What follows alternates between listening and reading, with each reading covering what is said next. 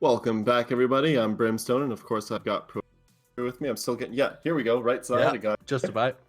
yeah, doing a great job with us so far. He's made my job a lot easier casting here with you, so thank you for that. We just had a fantastic match, B Titans against Hellside. What did you think of that match? It was a good one. Yeah, it was a very intense brawl. It looked to be very competitive early on in the series. It looked like it could go either way in the first half, but then ultimately that momentum snowballing for the side of B Titans, and we just got to see some really great examples of great individual play. Really, some good fragging all round. Speaking of competitive or not competitive, the match that we have coming up here might not be quite as competitive. And this isn't a knock on Titanium eCloud. Team Queen is just that good. Sure. Titanium Cloud Esports in their own right, very good team. They're part of that, tight skill bunch right in the middle there, and they're fighting for a spot. This might not be the game that they wanted to come up right at this point in their season, but we find ourselves here. They're, of course, sitting in that 6th spot in that middle area. We'll have a better idea of what that looks like after today's outing. But Team Queen, undefeated, and quite honestly, they look to kind of stay that way.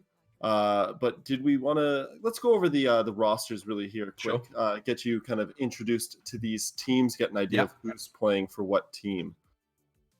So first off, we're going to be taking a quick look at Titanium Cloud Esports, and they've got Lullaby, Manoka, Jennifer, Pixel, and Bogey. And then on the Team Queen side of things, we've got Shishka, Mia, Shadow, Kitty, and Luna, all of which, here's the important thing to note about Team Queen, is that at any given moment, each of these players has been a standout on this team. It's really been, I overuse this term, but success by committee. This is a team that they're all good gunners. They're all good strategy-wise. Then they work together really well.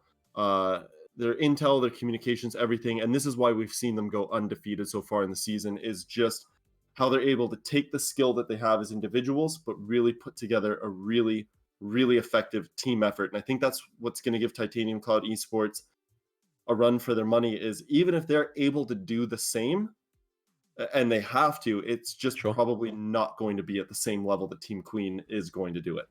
Yeah, I think it's at that point when you don't have as many skilled individual players available on your roster, that's when you need to fall back on things like tactical preparation, right? That's virtually the only thing that can save you in that situation, is if your opponents are that good and they're just going to be running around left-clicking your head off all game, you need to be well-drilled, you need perfect utility placement, and you need to work together to refrag, basically, in order to deal with that. It's all good and well if all your opponents are excellent aimers, but if they can't get a kill because there's 2 people watching a crossfire or something like that, or your positioning's too good, you can't expect the impossible out of these players. So it's team cohesion and tactical drilling. That's what's going to overcome this Team Queen here, potentially, for the side of Titanium Cloud Esports. We're going to be able to see just how much work they've done later on in the map, though. Now, what I am looking forward to, though, as well, is, although we're not maybe looking for Titanium to take the match, we're pretty sure Team Queen will. It's always interesting going up against any team going up against Team Queen to see how many rounds that they do end up taking. For example, I believe North Sea Gaming, the second place team, who is probably almost as good as Team Queen, and they've been the only people, or the only team to beat them has been Team Queen. They took the most rounds away from Team Queen at 3, and Team Queen has only lost 5 rounds all season. So they are at plus 30, and then we go over to Titanium Cloud, who's been doing all right, but they're at a -2. So that, besides outside of the wins of 5-0 and then 2-3, that's really what kind of paints the picture of what you're looking at with these teams. Yeah, I don't want to say that statistics tell a story there, but you've only lost 5 rounds in the whole tournament. You've been playing for 5 weeks. It's like, that's pretty good.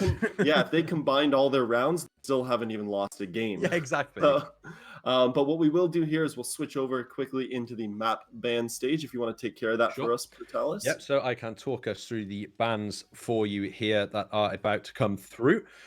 As of course, it is going to be a best of 1 series, our 3rd best of 1 series for today, with 1 more coming up later. But first of all, then, it is going to be Bank taken out of the equation. Again, those money lovers just not having a good day. Consulate being removed as well. Border and Villa being the next to go, so we're not ending up back on Border. And once again, Coast and Clubhouse taken out in the last final stages. So it is Cafe being taken as the map for today's third best of one. Interestingly, I see a lot of people in the Siege community don't ever call Cafe by its full name, Cafe Dostoevsky. Don't know whether that is because people just can't pronounce Russian names. Who knows? But I've managed it on camera and not made any mistakes, so I'm quietly content with myself. I think we're just kind of in a world these days where everyone wants things quick. They want them fast. Sure. Cafe's easy to take up too much time to say Cafe Dostoevsky. You know, when you can just say Cafe, let's just go with Cafe. Yeah, exactly. And, you know, Dostoevsky's not exactly a name you want to be worrying about tripping over as well, because quite a lot of syllables in it. But nonetheless, yeah, so we had that map veto come through. Going to be on Cafe, a good map for me. I like always looking at it. A lot of aerial play being used in the map because it does have, it's basically just a whole tower block of a cafe, essentially, right? So a lot of visual variation in terms of the kitchens, freezers, dining room areas. But yeah, a lot of aerial play, basically a lot of repelling that we're going to see here be used to a lot of advantage, and hopefully a lot of competition over that top floor as well as teams vie for map control. Yeah, I think this is really going to be a fun map to watch as well with a team like Team Queen, because I mean this is an organized team's paradise. This kind of map here, with all that vertical play, with all of the the soft floorboards, everything like that. If you're going to be tearing up a lot of floorboards, making use of that vertical play, soft walls, everything like that, really, really fun map to watch for a team that's got things together. So I think this will be, to further that point of, this will be a test on Titanium Cloud to see if they can handle a really good team like Team Queen on a map like this. Yeah, and just before we think about starting to head into the next map, guys, don't forget that if you did enjoy the last one that we saw and you want your own MVP candidate, I think we decided on Dejini on the broadcast. If you head over to @CCS Esports on Twitter, they should have an MVP poll going up. If not now, then very soon, so you can go and vote for who your favorite player was in that last map. It is officially up. We have the confirmation, so you can go and put your vote in there and vote for who your favorite player was in that last map. Another thing quickly to note here, that all of the subscriptions, donations, anything like that that comes through is all going towards the prize pool for this season and end tournament. It all goes towards the players. So we, although we're not advocating, we're not requesting for any of it. If you do donate or do pass anything along, just know that it is going to the players and a good cause, and everything is much appreciated. Yeah, obviously all that money going in to support community esports. Back into the talking about the games though, as we were saying, so Team Queen versus Titanium Cloud hit. That's an excellent name, but just in terms of a premise, I would never have been able to think that up on my own. But anyway, that's knocked me off my train of thought. But what I was going to say was Team Queen, very strong then in the starting 5 weeks, looking to try and rule the roost then of the EU season, take that crown for the Queens as themselves and see if they can continue their dominance on this one. We're saying we don't expect many rounds to be taken away from them, but Titanium Cloud, they do have that potential extra achievement factor, right? All they have to do technically is win 4 rounds against their opponents, and they're the most successful team against Team Queen so far in the season. So, and I mean, it's we've pumped Team Queen's tires enough here, but honestly, when you go back to last week and they faced North Sea Gaming, which is a very formidable team, and they took it 7-3. I think it was in that week 5 that they really solidified that they are the best, why they're the best, how they're the best, just everything about that, because up until then, the teams that they had faced, you're still kind of getting an idea of what all these teams are about. So it's easy to say, oh, they're by week 2-0, 3-0, 4-0. But you're still kind of with the asterisk after each match going, I mean, we think we know what this means, or we have an idea, but it wasn't really until last week that we said, okay, yeah, we know what they're about. Yeah, absolutely. And it can be quite difficult, right? When you just don't know what you're going to face off against when your opponents are that skilled, it can be quite difficult. But ladies and gentlemen, we are heading into things, or not. Sorry, ladies and gentlemen, again, not going to happen. Some more technical issues, probably from the side of Ubisoft again. So unfortunately, you do have to look at us again for a little bit longer. So regrettable to all of you watching. That's just very sad that you've got to deal with that situation, but that is the case. So we get to keep talking about the game. And yeah, as you were saying, it can be quite difficult when you run into a team that is so tactically drilled and individually skilled to prepare, especially if you play your opening matches against the middle of the pack teams, right? You then start to get an idea of the caliber opponent you're going to face. You think, okay, these are the teams that are going to be present in this league. This is the kind of player I'm going to have to play against. And then once you come up against a clear top dog like that, it can really knock you back into your place a little bit. So hopefully Titanium Cloud here, they've seen what's happened in previous weeks. They shouldn't be underestimating their opponents because their opponents are the strongest so far in the league. And they should be as prepared as they can be heading into this match. Yeah, good opportunity to take notes, to be perfectly honest. You go up a team like this, you see what they're doing. You're seeing, well, if you are able to win rounds, first, hey, look, that worked. Let's keep doing that in the future. That's definitely a successful tactic. But even the rounds you do lose, how did we lose them? What did Team Queen do? How can we adopt what they've done to make it work for us in the future?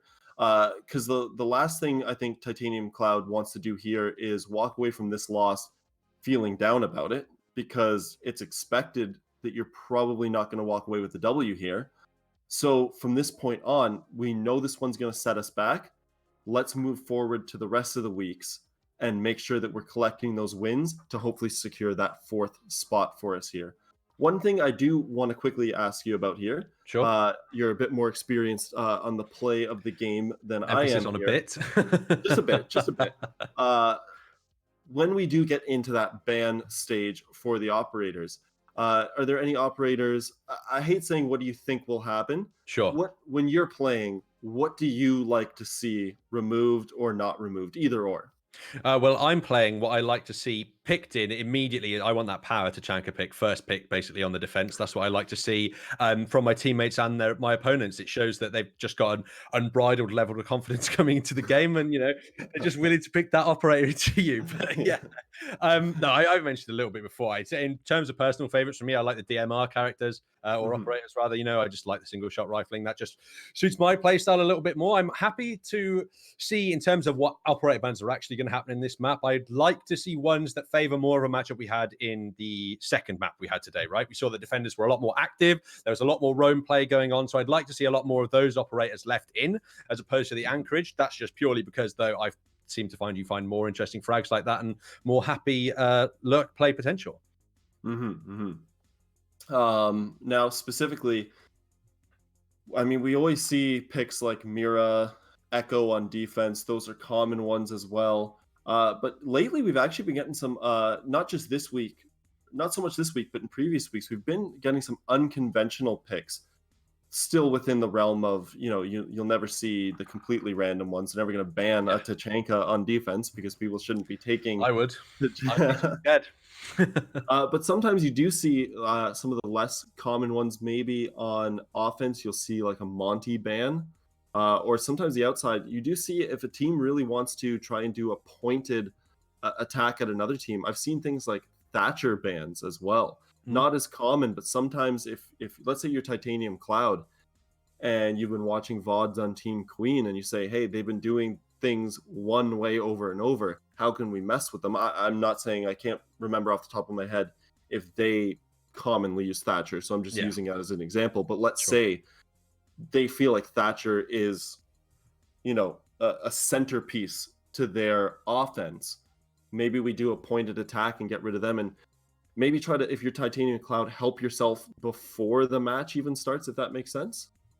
Yeah, what's interesting, I think, with the ban priority as well, is that you sort of have to just directly go for obviously the most powerful operators to take out, right? But there is a high degree of tactics in terms of if you're a team that do like to bring a lot of that utility to the defensive situation, you like playing on those mutes, you like playing on those Valkyries, that's just the perfect defensive ban to go for. If that's what a classic example of what I'd say is like picking into yourself, right? So we like playing with Valkyrie and Mute on defense, so we're going to ban out a Thatcher so we can use them a lot more, right? That's what you tend to see more sides with higher individual skill. The higher seeds will tend to pick for themselves a little bit more with those style of things. And you'll see picking against your opponent can, in a lot of times, be way more successful, actually, especially if you have to be the more prepared team in that situation. You ultimately have to have done the more work. You have to have the deeper level of variety that you can bring to the game tactically.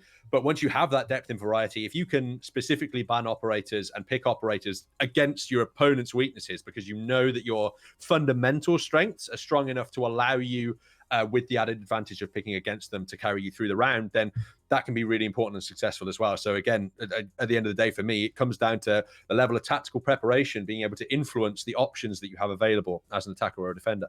Mm-hmm. I'm just looking through the stats here. Give me one Sure. quick moment. What I am noticing is actually the only match that Team Queen played on Cafe was last week when North Sea took 3 rounds from them. So it's possible maybe sorry, my apologies. Just blank there. It's That's all possible right, don't worry. that Titanium Cloud maybe tried to force that map. I mean, maybe Team Queen was happy to go there as well. They've just played it. They're coming off of a win. And I'm just looking for more on Titanium Cloud here. And it doesn't look like Titanium Cloud has even played it yet this I season. mean, it's interesting that you say. I No. do think that Queen will have probably been comfortable to take it there, right? Mhm. They've only, the closest they've come to losing a game is losing 3 rounds in a game. And they've done that to the second highest ranked team in the tournament at the moment on this map. So they're going to be fairly confident that they're going to be able to deal with whatever's virtually thrown at them. They've dealt with what looks to be the most skilled opposition on this map before quite convincingly. So why not just leave it in the mix? Keep going for things, fight their opponents on it here today. And they're probably going to come out swinging. I think for me, if this is just personal preference right now. If I was going up against Team Queen, I'd want to start on the attacking side, right? Just because for me, I feel like if nothing else, I can control the pace of the game at that point, right? I choose when the engagement's going to happen, unless they go for these crazy outside lurks that we saw in those last games. But still, you've got to be aware for things like that. But, by and large, you control the pace. You decide when the engagements are going to be happening, really. And that can be the extra level of added confidence, perhaps, that would allow them to take an advantage over Team Queen here. I also, as an underdog team, I like another reason to go in on offense first is, let's say you drop more rounds than you win. That's expected. You don't have to feel like you're coming in behind when you flip it and go to defense. You're expected to lose more rounds. Whereas if you start off on that defensive side and you're down 4-2 going into offense, you're probably not feeling too good about your chances at that point. And you've probably, and on the reverse, you've kind of, the other team now feels, we're feeling pretty good about this. I think we're going to finish it out here. It does look like we are getting a few of the R's and some goes here. So I think we're ready to jump into the match. I think the players are too. They're probably itching to play here, get this map over with, or this match rather. And we're going into the ban phase here. Yeah, going into the ban phase now, probably going to see those standard mirror bans and things like that come through as usual. Just to reiterate on your point, though, I do think that it is very valid. Think about it from this perspective, right? Let's say you're in the most dire situation possible, right? You're 6-0 down at the end of the first half. If you're on the attacker when you're 6-0 down, psychologically, it's almost like punching through a brick wall, right? You have to essentially throw everything at what could be an impregnable defense and potentially fail. Well, it would only fail once, but you have to give everything you have at hitting a wall and trying to break through it. Whereas if it's the other way around, you're 6-0 down on your attacking side and you switch to defense, you're then your back is against the wall, but you're fighting from that position, right? It's still, you have more anchorage and defensive capability in that scenario. Whereas if you're on the attacking side, it can be more difficult. But yeah, Nomad and Thatcher being taken out. So you did actually call it with the speculation early on. The Thatcher being taken out as an offensive operator here on Cafe, and Maestro being taken out from Team Queen, and that basically then forcing Titanium Cloud to take this mirror out, unless we have a very, very little spicy game on our hands if that doesn't happen. I've actually somehow managed to call a lot of things with my very little knowledge game. So I'm impressing myself. I feel like maybe I'm ahead of the curve here. Hopefully, let's see. Oh yeah, maybe with my knowledge, not yeah. so much with my own play. Trust me, I'm not the best player. Well, look, let's not be discussing who's the best player or not. No mirror ban. This is going to be interesting. Ooh, Echo. So the Echo being taken out at the end, Mirror being left in. Mirror, obviously, something that we're used to seeing as a complete permaban through those situations. So this is it. It's almost like the technical issues that we've seen earlier in this broadcast have actually come in to save us, because in our rampant speculation as to how you could counter Mirror, we are actually going to see a Mirror be brought into this match at some point, you'd have to assume. So hopefully what we've said comes to fruition and we're going to see it utilized. Now, interesting early on to see that they don't take the Mirror in the early phase. Whether it gets 6 phased out or not, I feel like that would be very predictable if that was to occur. So the Mirror being left out of the equation in this opening round at least. as we look to get set underway with Team Queen versus Titanium Cloud Esports. Now, the interesting thing to note here is, and this is weeks and on other leagues and whatnot, is that because of how common it is to ban Mira, even when Mira does manage to make her way through, she's not always picked because teams haven't been running those strats. They've just assumed that they're not going to get access to Mira. There's no point in practicing on an operator, scrimming with it, that you're just going to assume is probably going to get banned out. And then you've spent all that time building these strategies that you can't even use because there isn't really a comparable for Mira. It's not like if she gets banned, there's another operator you can pick that will give you similar results. It's a very unique operator in that sense. So to waste all that time practicing with her if you can't use her, you know, there's no substitute for it. And on the flip side, if you haven't been practicing with her at all, there's probably not very many strategies that you can say, oh, well, let's just put the Mira in and pretty much run the same thing. Yeah, absolutely. It's certainly because it's so pivotal in the preparation phase as well. You have to know, you basically have to set up your entire defense around a Mira if she gets picked into that defensive lineup, because she has to isolate the most important angles basically for the information for you. So it is one of those operators that, you know, it's taken out a lot, and you need a lot of preparation if you want to bring her in and use her successfully. Even though she was banned out, I wouldn't have expected to see her come in so early, because basically as soon as Team Queen leave her in there, they're obviously basically expecting Titanium Cloud to force the ban in that situation, but they know just by leaving her in that, okay, they're going to have something prepared, basically, is my point. They wouldn't leave her in and worry about the fact that she could be there and they wouldn't be able to deal with her. So I think that might be something lurking in the back of Titanium Cloud's minds on this defense, that the Mira was left in, so there is going to be a counter available on the other side. But right now, 2 minutes left on the clock. Both sides, again, just vying for that all-important information. The Thermite, the only hard breacher available for the attackers, and they are going to start making their way into this building now. Interesting too to see here that you know, it does take a very specific skill set as well, a very specific type of player, I find, because not everyone is so well versed at it. But Bandit tricking the walls there, obviously they got in with the Thermite. The Bandit already had the electric boxes down, the batteries, sorry, down. So they got in rather easily, I would say, but I would have liked to have maybe seen an attempted trick there.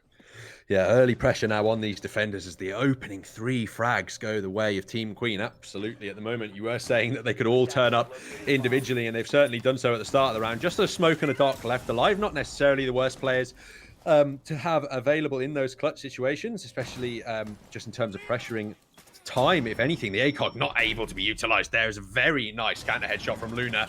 Should all but see things out in this round. Luna finishing things off as well. Flawless round for Team Queen in the opener, and that is why in the pre-element to the broadcast we might have been singing their praises a little bit too much, but they don't lose a single player in their first round and are heading into the second with an incredibly strong team performance there. Luna with an opening triple kill to kick us off here on Cafe. Yeah, that was just pure execution on Team Queen's part. I mean, not to beat the dead horse, but literally the word flawless comes to mind. They operated perfectly there. They had their points. They weren't even moving very much. They knew where they needed to be, and they followed through on their game plan. Simple as that. Yeah, absolutely. At the end of the day, they had their strategy to come into that area. They found their targets. They knew where the defensive positioning was going to be, and they just landed their shots. And really, as an attacker, that's all you need to do right now. No variation really from them then in terms of their operator picks into this one, and fairly similar as well for the defender. So both sides thinking, okay, it's just the first round. We're not going to change our decisioning and our entire tactical play based on just one round alone, but obviously going to be fairly confident then if you're Team Queen going straight back into this one, knowing that you have just completely decimated this defense previously, and hopefully we'll be able to do it again. The one thing that's also interesting with Cafe that adds up, do have certain wall spaces where you have that that little area up top above the walls to punch some holes, and hopefully even though you don't have the Thatcher, which would be the easy way of getting rid of things like the Bandit batteries and whatnot, but those little walls, you could throw some frag grenades, whatnot, and get rid of some utility.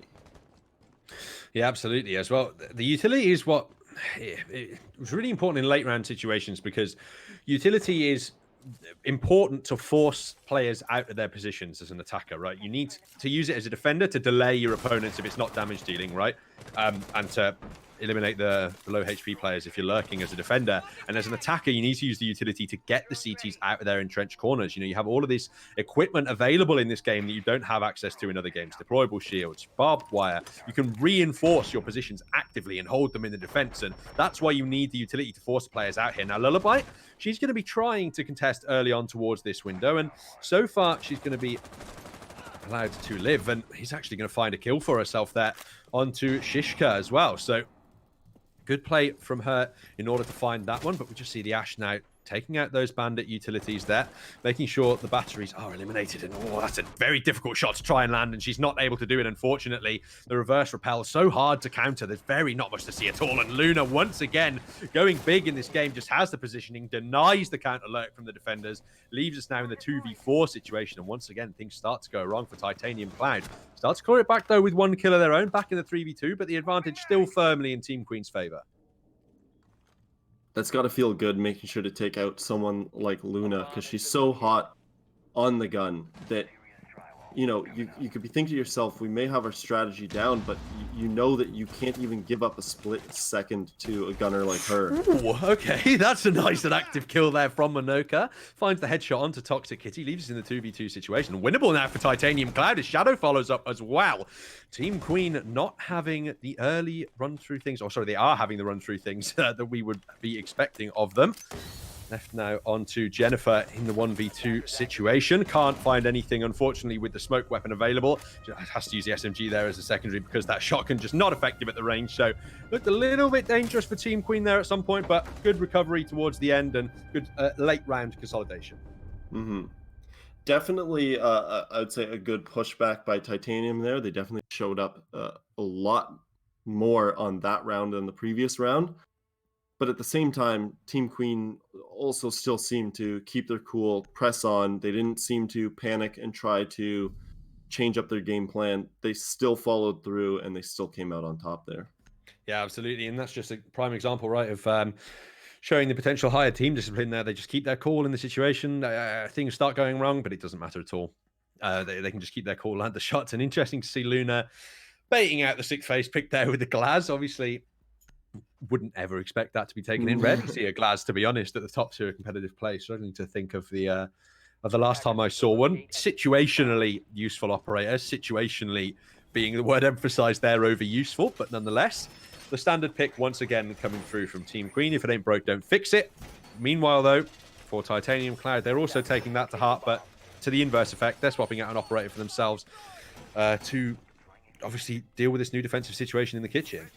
Yeah, and obviously, Titanium Cloud deciding to change it up here, realizing that the third floor just isn't working for them here, opting to switch for the kitchen, which it's fun to play on defensively. So hopefully they can turn things back around here and get a victory under their belt. And instead of trying to beat their heads against the wall, trying to get the same site that they've lost at for 2 in a row now.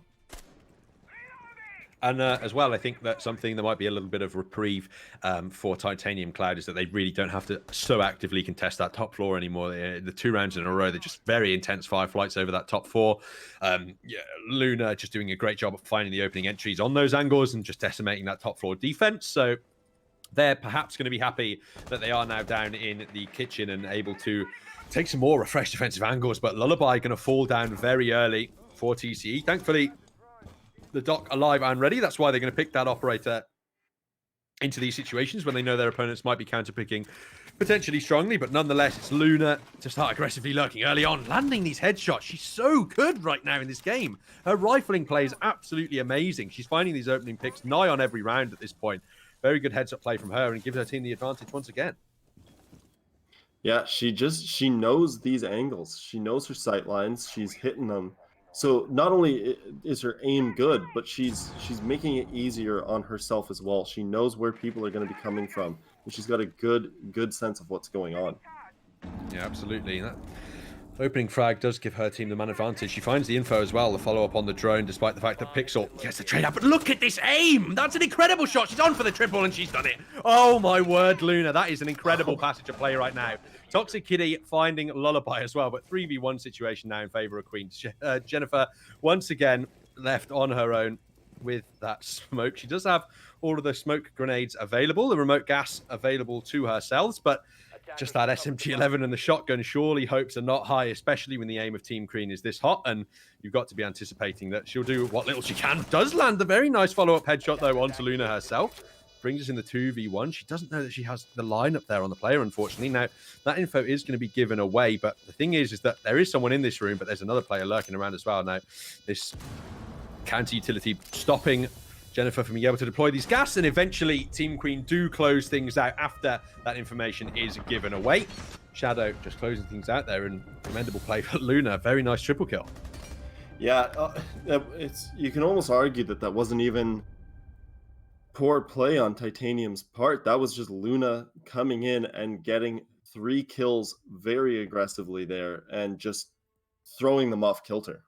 She's had 7 kills in 3 round plays, just casually, more than an average of 2 kills per round, which is incredible statistics when you consider that some of the other players on the scoreboard haven't had any yet. So, you know, we're going to be a little bit of statistics envy going on right there. But yeah, for me right now, just in terms of these operator picks quickly, if I'm Team Queen, I'm not changing anything right now. I'm definitely not taking Luna off the Ash because her entering is just absolutely insane for the side at the moment. But they keep changing things up for the defense, at least Titanium Cloud this time going for potentially the more lurk-heavy play.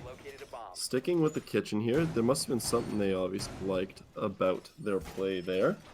But yeah, they found out pretty quickly last round that wasn't Glass.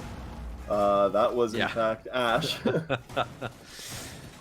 Yeah, they were expecting a... well, I don't know whether they would have been expecting it because it was a fairly obvious sick pick from my point of view, but if they were expecting a Glass...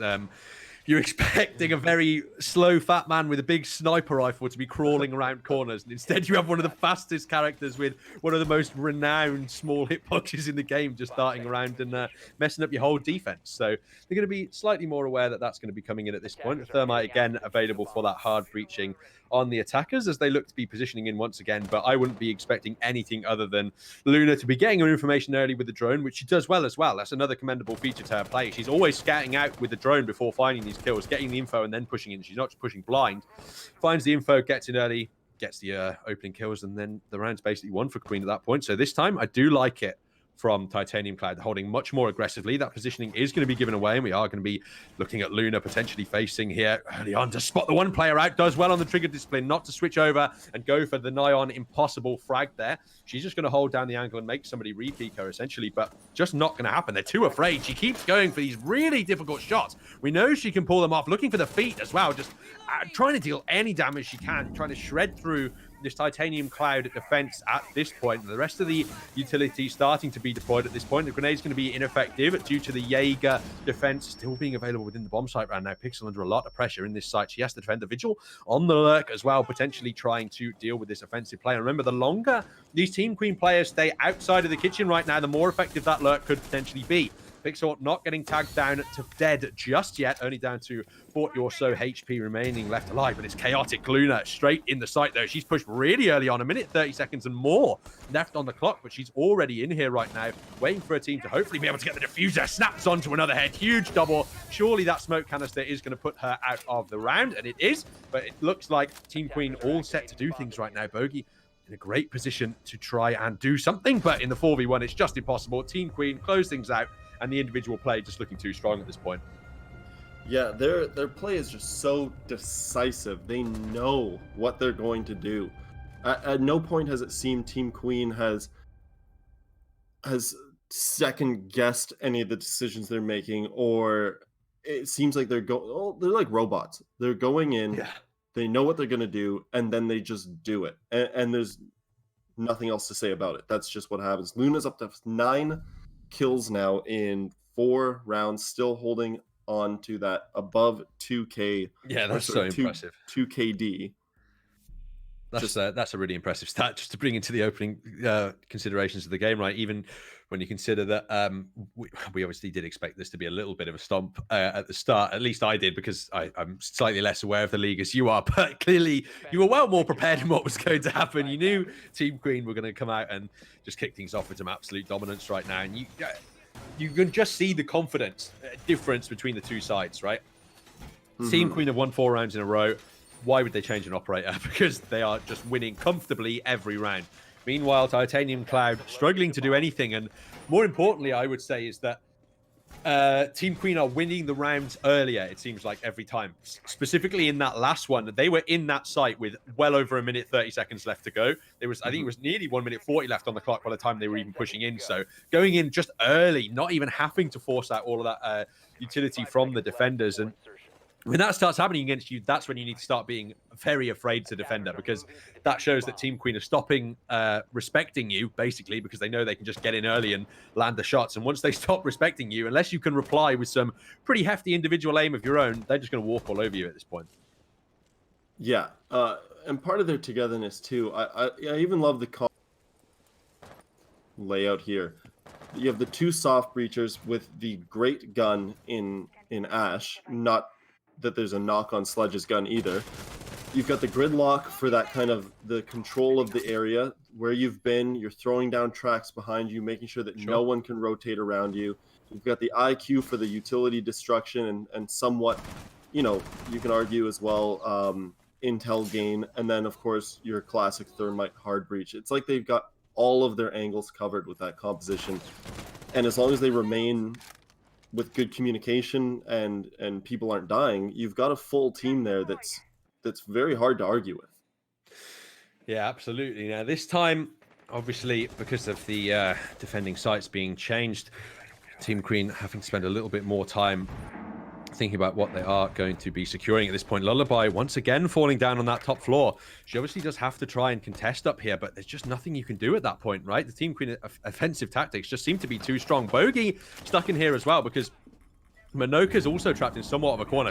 Bogey does a very good job at finding that kill, though. That could be a potentially important one later on, because that actually frees up movement for their teammates. But this is what's just good about Team Queen right now, right? They're good on these trade frags. They don't let the advantages go unpunished. As soon as they lose a player, they're actively hunting. They want that advantage brought back in their favor. And here we are, Shishka as well. She's found 2 big ones of her own. Lullaby falls down. It's a 2v4 situation once again.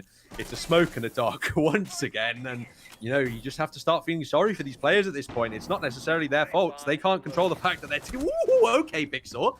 Nice little reply there with the ACOG going on that MP5, showing why Doc isn't a bad player to have in the late round situations. But yeah, nonetheless, my point is that when the trade frags are going so favorably for Team Queen right now, and getting caught off guard by that when they can hear you healing yourself, all the information given away now onto Jennifer, surely.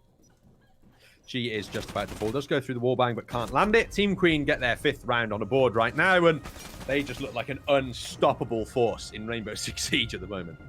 I mean, on one hand, you can say, hey, that looked a lot better from the side of Titanium eCloud.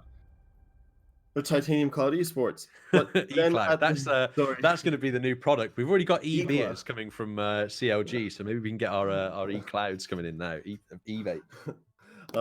Yeah, I mean, it's like even when they are able to put together what looked like their best round, it's like it still doesn't matter. It's still not good enough. Your best round is still not up to par with Queen coming in and doing what they do.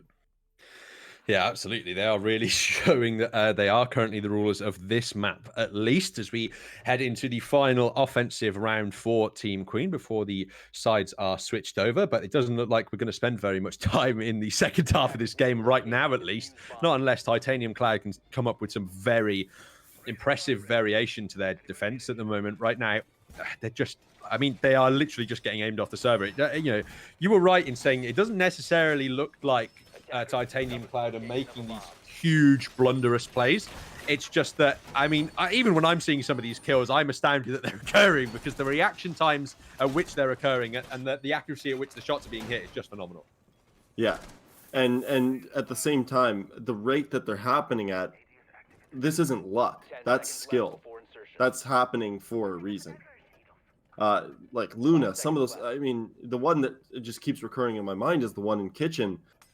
Through the holes on the far wall when she came in, looked up, and she was looking to the right, and then all of a sudden, boom, turns to her left, instantly dead, kills the, like, just immediately gets the frag, and it was just perfect gun control.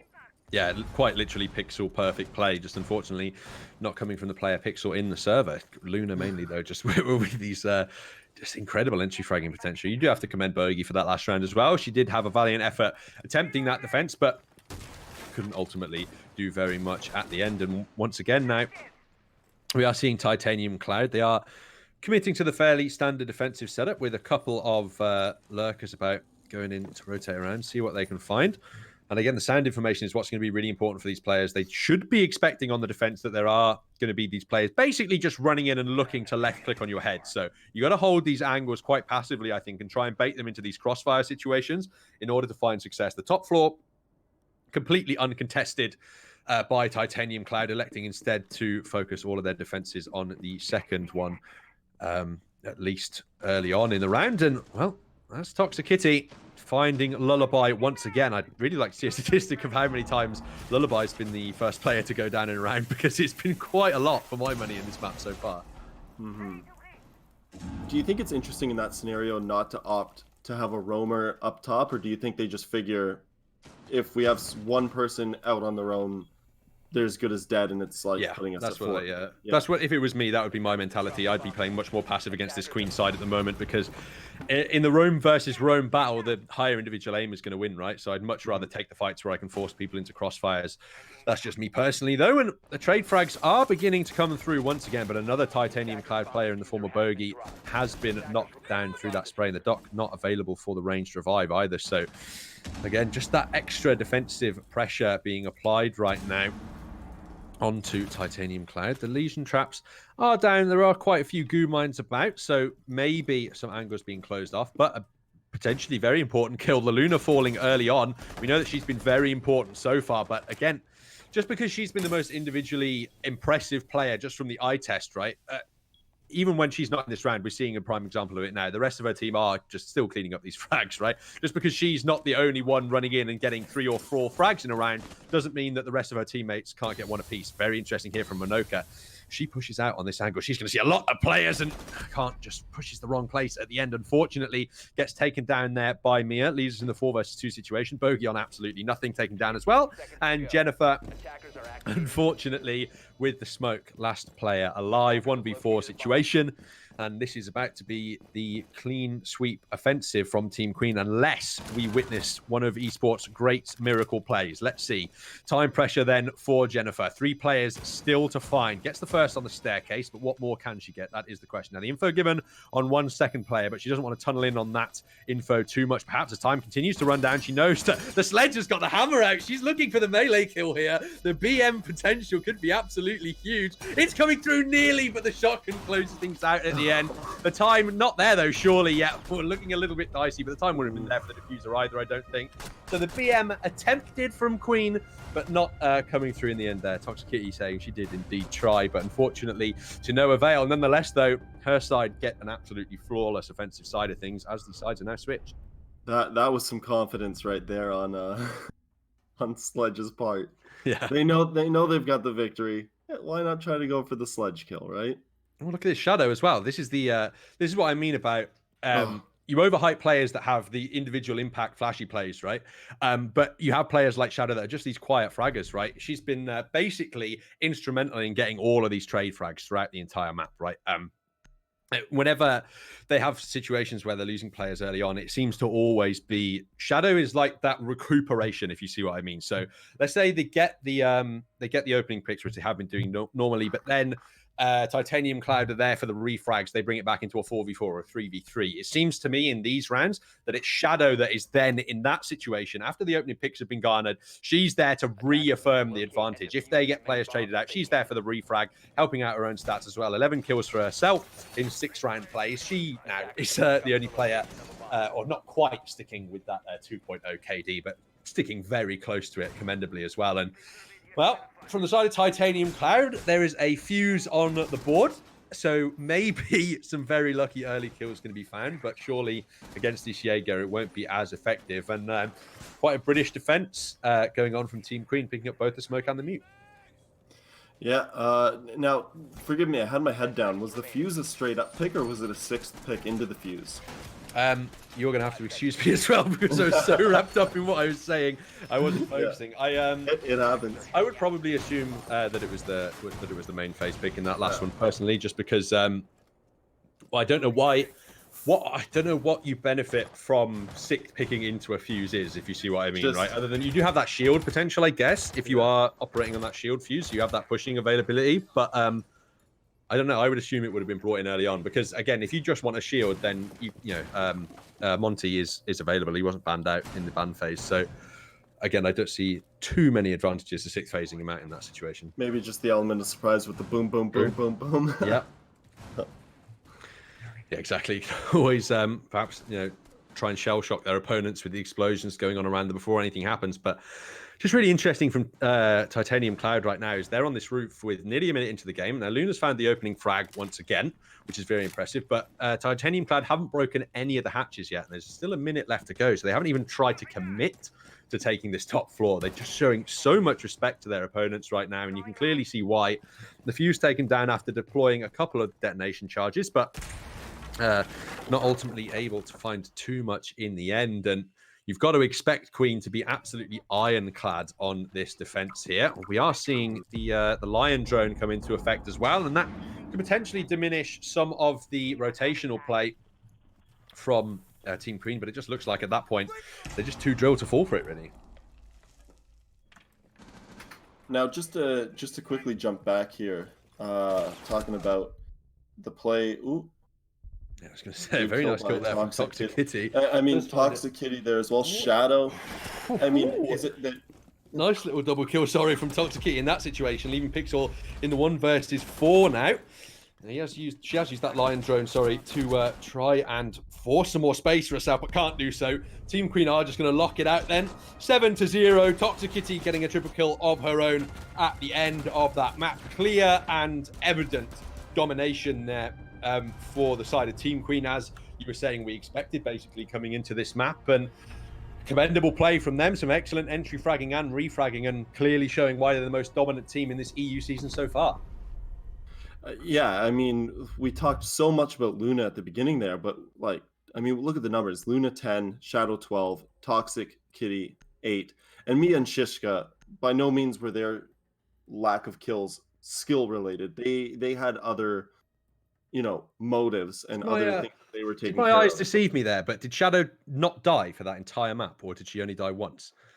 I saw the 0 on my screen. She didn't die at all. That's incredible when you think about that. She got 12 kills and no deaths. So that's a 6.0 KD total. She's averaging just under 2 kills a round, basically. Oh, wow. I mean, talk about impact. We were commending Luna a lot because she had those flashy multi-kills on all those occasions, but this is what I mean about a good, consistent player that just plays their role properly and is there for those refrag potentials. Shadow's done that very well, not died at all throughout the entire map. So, I mean, that's just absolutely incredible from me. Yeah. Well, that was the thing. Is this a situation where no one else was getting kills simply because Luna was getting them? Yeah. It's not like they were underperforming. It was just Luna beat them to the kills.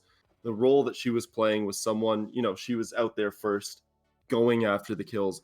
But yeah, Shadow, Toxic Kitty, Luna, the 3 of them together, just what are you gonna do about that? They were just overrunning them. It was crazy. But I mean, Titanium Cloud didn't look bad by any means. They seem to be working together, but you're running up against a pretty formidable team in Team Queen. I felt like almost we didn't have an opportunity to judge Titanium Cloud. Honestly, if you asked me how they are as a team, I really couldn't tell you. They didn't get activated at all in that game. Jennifer has 5 frags. That's the top of their team. She has those 5 frags because she's the last player alive in every round. She's finding the low HP players in some situations, and she is landing the own shots in her own right, but they are just getting literally left-clicked off the server. I feel like I've learned virtually nothing about Titanium Cloud through this game because of how dominant Team Queen were. Well, hey, maybe they went into it thinking, if we're gone quick enough, then that's an advantage for the future. True, maybe. Yeah, exactly. No one knows how to play against us. because we basically weren't there. True, there's no evidence. There's no Yeah. evidence to suggest that we were even here, so there's no shame in loss. But it's going to make our MVP choice conversation really difficult between these two players for me, between Shadow and Luna. Now, Toxic Kitty started to activate towards the end of that game, certainly had her moments, but it is definitely between Shadow and Luna here, and it's really difficult for me to think here. Personally, I'm going to edge it out to Shadow in this situation. I do think that in terms of individual impact on specific rounds, you can basically attribute 3 out of the 7 rounds won in that one to Luna because of those impressive multi-kill entry frags. But I think without a player like Shadow on the roster there, who's just good and consistent at getting those refrags and completely denying your opponents any kind of advantage, it makes it so much more difficult. I do still think that Queen win that match if Shadow isn't there, but it's definitely not a 7-0 in my books. Well, you can almost relate it similarly to baseball in a sense. Look at the rounds as innings. You have a goes in for 6-7 innings, and that was Luna. Starting pitcher came in, got the job done as expected, but then you need people like Shadow, those last few innings, to come in and just close it out for them, and that's exactly what she did. So I like what you're saying. I think strong potential for the MVP talk for Shadow there. Definitely had a very complete game, and the fact that she just didn't die, that's the difference too, is even if she didn't have as many kills as she did, which she still had 12, if you're always alive, you're always there to help your team. I mean, what's more valuable than that? You're just there all the time. But anyways, we're kind of beating a dead horse here. We had the 3-star players. You can kind of decide who you thought was the MVP, which, I mean, you wouldn't be wrong no matter who you said. Sure. But we are going to flip to a quick break here. Stick around, grab some water, grab some snacks, do whatever you need to do, but be back here shortly. We'll have a great game coming up between SMS Athena in 4th place going up against the newly named Endpoint, who are in 5th place. It'll be a good match. Stick around. We'll be back soon.